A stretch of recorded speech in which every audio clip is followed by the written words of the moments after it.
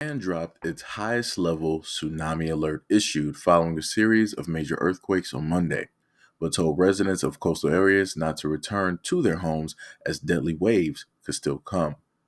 The quake, the largest of which had a magnitude of 7.6, started a fire and collapsed buildings on the west coast of Japan's mainland. It was unclear how many people might have been injured or deceased. The Japanese Meteorologist Agency reported more than a dozen quakes in the Japanese Sea off the coast of Shikiwa and nearby prefectures shortly after 4 p.m. 6 homes were destroyed by the quake, with people trapped inside. A fire broke out at Wajima City in the Shikiwa prefecture, and electricity was out for more than 30,000 households.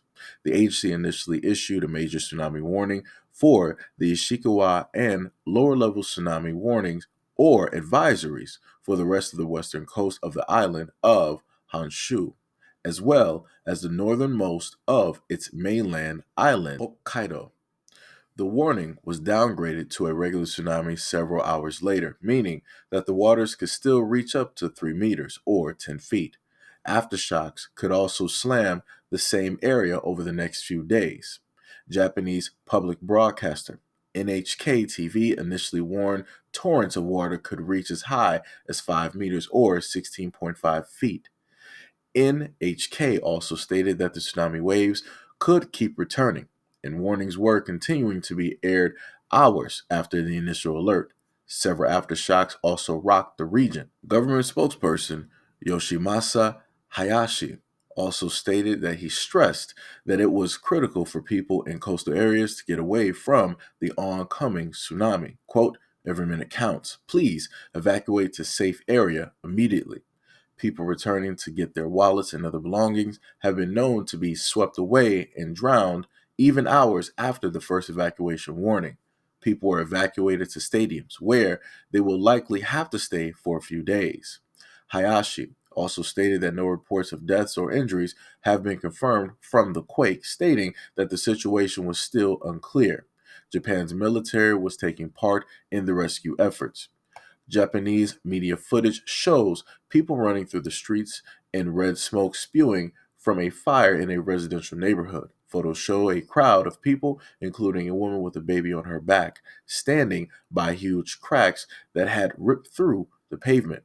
Some people sustained minor injuries when they tripped and fell while fleeing, or objects fell off shelves and hit them. Bullet trains in the area were halted, although some parts of the service were restored by the evening. Parts of the highway were also closed, and water pipes had burst. Some cell phone services in the region were also not working. The meteorological agency stated in a nationally broadcast news conference that more major quakes could hit the area over the next week, especially in the next 2 or 3 days. More than a dozen strong quakes have been detected in the region, with risk of setting off landslides and houses collapsing. Takashi Wakabayashi, a worker at the convenience store in Ishikiwa Prefecture, stated that some items had tumbled from the shelves, but the biggest problem was the huge crowd of people who had shown up to stock up on bottled water, rice balls, and bread. Quote, "We have customers at 3 times the level of usual." Tsunami warnings were also issued to parts of North Korea and Russia.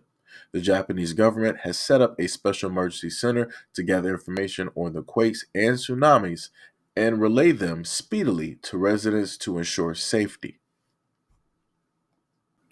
From looking at all of the video that I was able to see, it looks pretty bad, but I will safely state that I haven't seen any types of injuries or anybody that is deceased, so that is pretty good at this moment in time. I would rather have, people just a little bit, bumped and bruised and injured versus anybody just so happen to, lose their lives in this event. Also, for anybody else out there, if you have any loved ones or anybody out there traveling to Japan, make sure to call and check directly on them to make sure that they are safe and sound, because as they stated in the article, that in certain areas or regions, the communications were down when it specifically dealt with cell phones, and also certain train services were down at a time, but they are now back up.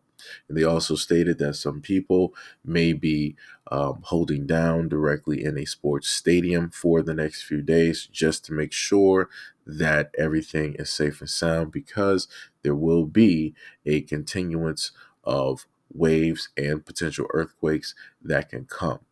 Just like in California, we have, aftershocks and, things of that nature. So the same thing and, even more could easily apply here, given the fact that Japan is located in the Pacific Rim.